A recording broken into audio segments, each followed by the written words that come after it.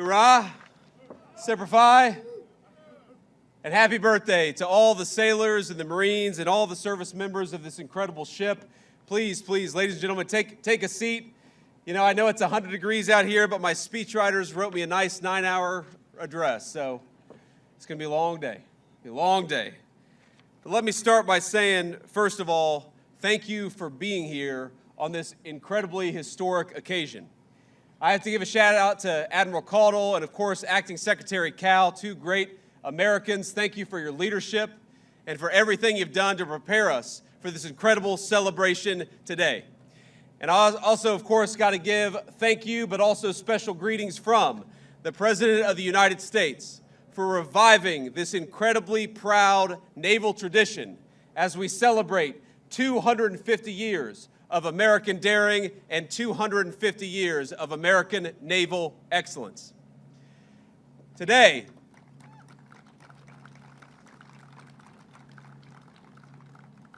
we celebrate 250 years of America facing the future without fear.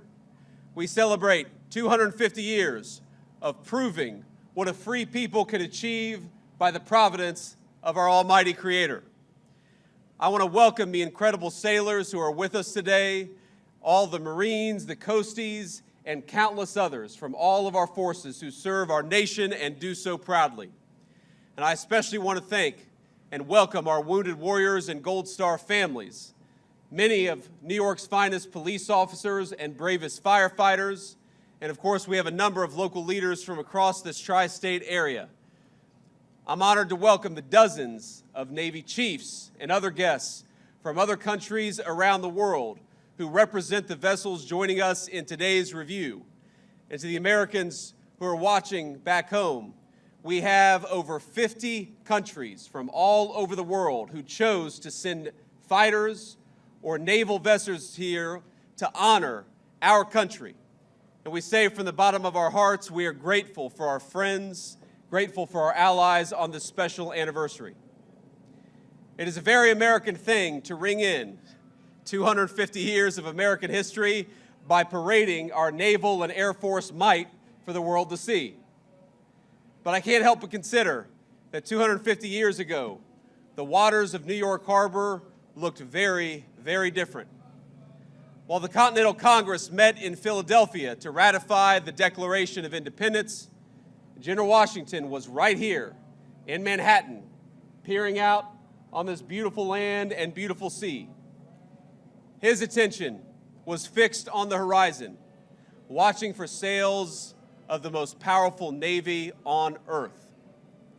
1 week before, the British had begun landing troops on Staten Island, and they had landed 32,000 in just over 6 weeks. One colonist still in the city recounted it seemed as if all of London was afloat and heading to the new nation. War was coming, and everyone knew it. By July of 1776, 80% of New York's population had emptied out in anticipation of the coming violence. And that brings us back to our great General Washington. He knew the battles to come would be bruising and would demand much of his men. But they needed to know, through hot summers and cold winters, exactly what they were being asked to fight for. And so, just a few days after the Declaration of Independence was signed, George Washington read aloud the words of the incredible Declaration. We hold these truths to be self-evident, that all men are created equal, that they are endowed by their Creator with certain unalienable rights, and that among these rights are life, liberty, and the pursuit of happiness. Even today, 250 years to the day later, these words command a tremendous power over us as Americans. For 250 years, they have stirred our hearts, and they've reminded us of who we are as a people. But to Washington's soldiers, to the people to whom they were first read, think about this, they were entirely new. What has become standard American parlance, they had never heard those words before. And I think it's something striking to reflect on, that in 2026, the Declaration was written with the assumption that its audience would immediately grasp its words. Though they had never heard it, they would know exactly what it meant. It wasn't written for historians. It wasn't written for academics. It wasn't written for the generations to come. It was written for the people of this fledgling country. It was written for the soldiers who would fight to turn those words into a new system of government. As a document, it does not handhold its readers. Its citizenship at a very hard level. It does not pause to explain who this creator is. It doesn't explain what the equality of men means. It doesn't try to go into details about the consent of the governed. It simply declares these truths to be self-evident. 250 years later, it's worth asking, self-evident to whom? The Declaration proclaims truths the founders believed to all mankind, yes, but it says those truths in language intended to be familiar specifically to the American nation that it was authored to, authored by, and authored for. It was, as Jefferson put it later in his own life, an expression of the American mind. A document whose purpose wasn't, quote, to find out new principles or new arguments, but to place before mankind the common sense of the subject, the common sense of the American people. That people had been generations in the making. 1776 was not an accident. The patriots of that era understood themselves to be heirs to an older civilization who would carry it forward. Now, they shared with Great Britain the same language, the same God, the same system of common law. They even read many of the same books and observed many of the same customs. They shared the same understanding of justice and public life. George Washington's boyhood offers a small but revealing example. When he was 13 years old, he copied down more than 100 entries from a tiny little book called The Rules of Civility and Decent Behavior. It was not an American work, but it was first published in London more than a century before George Washington was born. Yet the America that formed Washington demanded qualities that no book, no manual could teach. Before General Washington commanded an army, he spent his 20s surveying America's wild interior, saving up money, learning self-reliance on a continent that rewarded initiative more than pedigree. It didn't care if you were a nobleman, it cared what you could do. Now, our society at the time reinforced the habits Washington learned in the wilderness. Frontier life rewarded resourcefulness, while America's colonial assemblies taught citizens to govern their own affairs. It taught citizens to be self-governing human beings. Churches at the time, especially those who were touched by the Great Awakening, reminded congregants that no earthly hierarchy outweighed the equal dignity of every human soul before its creator. All of that came together. And so it was no surprise that when Washington's soldiers first heard the Declaration 250 years ago, they understood precisely what it meant. They understood the meaning that was conveyed. It was seismic, but it was their birthright as citizens of this new republic. The words might have been new, but they expressed a feeling, something that already lived in the heart of every single American patriot. And I believe those words still live in the heart of every single American patriot today. And for 7 long years, they fought for that birthright. It wasn't easy. On some days, it was hotter even than it was today, as hard as that is to believe. Many suffered and died for that dream and died for those principles. But by the grace of Almighty God, they secured for us a free, a proud, and an independent republic that endures, and doesn't just endure, but thrives to this very day. As Washington traded in the uniform for the presidency, he remained preoccupied with the physical land that had shaped him. He imagined wagons crossing mountains, paths out of the Alleghenies and the Appalachians, and canals connecting the Potomac and the Ohio River to its western valleys. Our first president would not live long enough to see that vision of a continent connected. He would not live to see it to completion. But the rivers he surveyed in his youth carried on westward without him. They carried settlers and new riches and cities waiting to be built. And eventually, they carried a 13-year-old boy by the name of James Buchanan Eads. In the fall of 1833, Eads and his family, like many Americans, moved west to the nation's growing frontier, the land of opportunity. And as their steamboat approached St. Louis, its boiler exploded, throwing him into the turbulent waters of the Mississippi. The family lost everything, every earthly possession, and the river nearly killed young Eads. From that moment on, he vowed not to be a slave to that mighty river, but to make it his own. He received no formal education, but to support his family, he sold apples on the St. Louis riverfront, captivated by the bustle and frontier of boomtown St. Louis.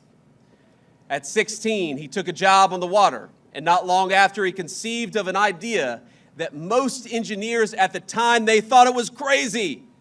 They thought it was insane. You know, sunken ships and other treasures lay scattered along the bottom of the Mississippi. No business in the world existed to salvage them, to take that buried treasure on the bottom of the mighty Mississippi and bring it to work for people. Unlike the more peaceful streams out east, the river's strong currents and turbid waters, most insisted that ordinary diving in the mighty Mississippi was impossible. You could not do what Eads proposed that we do. But he disagreed. And so he did what every American does when they're told they can't do something. He went out and did it anyway, and he did it himself. He bought a 40-gallon whiskey barrel, fixed it to a diving bell, and climbed in, and down he went all by himself. The riverbed was pitch black, the current pulling his feet every which way. Sand swirled around him like a dense snowstorm, he later recalled. But he located his target, a large hunk of lead, tied on the cable, and came back to the surface. Eads went on to become one of the nation's greatest civil engineers. He built the very first bridge spanning the Mississippi River south of its confluence with the Missouri. An impressive feat for a man who'd never built a bridge before. The people who told him, you can't build the most difficult bridge because you've never built a bridge before, he said, yes, I can, because I'm an American and I'm going to do it myself. It was the first on the planet, that bridge, to be made of steel. And residents of St. Louis still use that bridge to this very day, nearly 200 years later. That is American ingenuity and American greatness. At the river's mouth in Louisiana, Eads raised jetties that helped calm its violent flooding to prevent the buildup of silt. And by doing so, he transformed New Orleans from the 9th largest port in the United States to the 2nd most powerful port in the world, rivaling only the city that stands behind us. But Eads had already faced a still greater test, because as the Civil War broke out, the government summoned him to Washington for his help building the ironclads which the United States Navy would seize the Mississippi with. It was no matter that Eads had never built a gunboat in his life. He had never built a gunboat ever. Instead, he completed 700 of them in 100 days. It's unbelievable. The river ships that Eads built were so strong that the Navy deployed them into the ocean to secure the Gulf. They served their purpose. They defended the Mississippi, and in doing so, they helped preserve our Union. And so it kept growing. And of course, the American frontier made way to farms and factories stretching further and further west. River towns became great cities. Railroads reached the Pacific. Steel mills rose where once wilderness had stood. The American mind widened, and the Republican whose independence Washington won, that James Eads had helped sew together, grew into the most powerful industrial powerhouse in the history of humanity. For other nations, growing industry brought dispossession before it did prosperity. In the old world, the one our ancestors had left behind, the Industrial Revolution threw society into chaos. And into that chaos rushed vacuums and ideologies that answered the dignity of man with labor camps and killing fields. Where the old world led to communism and fascism, the Americans recognized that at root, they were a denial of everything that Washington and Jefferson had read to his men 250 years ago. The free world needed to win, but in order for the free world to beat communism and fascism, it had to outproduce them. And as in every conflict before, America looked to her sailors for help, and to the builders who made sure those sailors had the very best ships to sail on. Among them was a man that we know as Henry Kaiser. Like Eads, Kaiser had grown up with very little. The son of German immigrants, he dropped out of school at 13 to work the stockroom at a dry goods store in Utica, making $1.50 a week and commuting 4 miles each way on foot. Eventually, he moved to Spokane for better job opportunities, setting his sights on starting his own company. Now, he walked into a bank with no business, no workforce, and no history, just a single proposed contract and what the banker would later describe as sheer audacity. He walked out with a $25,000 loan. And with his workers, he erected the Hoover Dam and hundreds of miles of highway across the West. Everywhere he went, he organized ordinary Americans to build extraordinary things. And everywhere he went, he believed their welfare and the welfare of the enterprise that he was building went hand in hand. Kaiser pioneered health coverage at his construction sites. That's why we know the name of Kaiser, because he understood that men working in dangerous conditions, they deserved to see a doctor. He saw his workers as partners, and he walked the walk long before it was fashionable to do so. Where some say that America's story is one of the dispossessed struggling against the powerful, Kaiser shows that America's greatness is built by cooperation between all of our citizens from every single walk of American life. Now, that cooperation was important, but it became profoundly important the day after Pearl Harbor. The United States Navy at the time needed ships bigger and better and faster than anyone thought they could be built. We didn't have the biggest Navy in the world, but we needed one, and we needed one fast. So Kaiser did what Americans always do when confronted with the impossible. He put it on his shoulders and said, "Let's go do it." Kaiser had never made a ship in his life, but that wasn't going to stop him. First, he built shipyards all up and down the Pacific coast. Then he filled them with American workers, 250,000 of them. Farm boys from Iowa, miners from Appalachia, mothers from Detroit who had never held a welding torch. Together they launched nearly 15,000 Liberty ships, vessels that carried American cargo and sailors across 2 oceans. His Richmond yard built one of them, the USS Robert E. Peary, in an astonishing 4 days and 15 hours.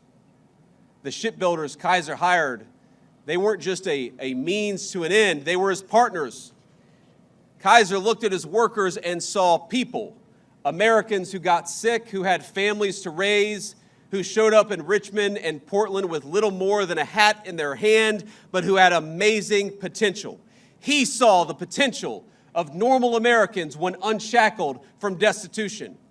And he saw them not just as mouths to feed or as workers to pay. He saw them as fellow citizens who could build amazing things. So he built housing near these shipyards and nursery schools to help mothers join the war effort.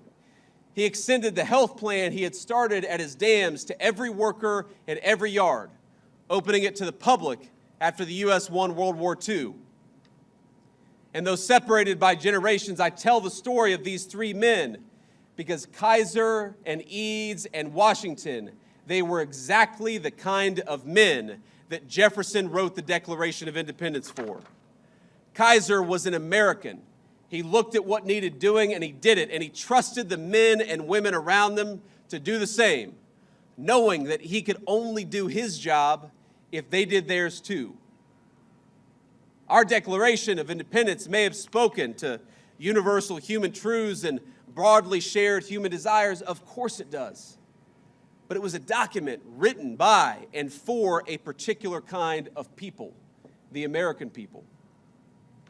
From General Washington to James Buchanan Eads, from Henry Kaiser, one of America's great shipbuilders, to the sailors standing here today. And by the way, what you folks watching at home on TV may not realize is that everything that you saw, everything that you see today was destroyed last night in a storm, but these great sailors rebuilt it in 12 hours so that you all could be here, so that we could have this amazing procession, and so we could celebrate our 250th birthday in style.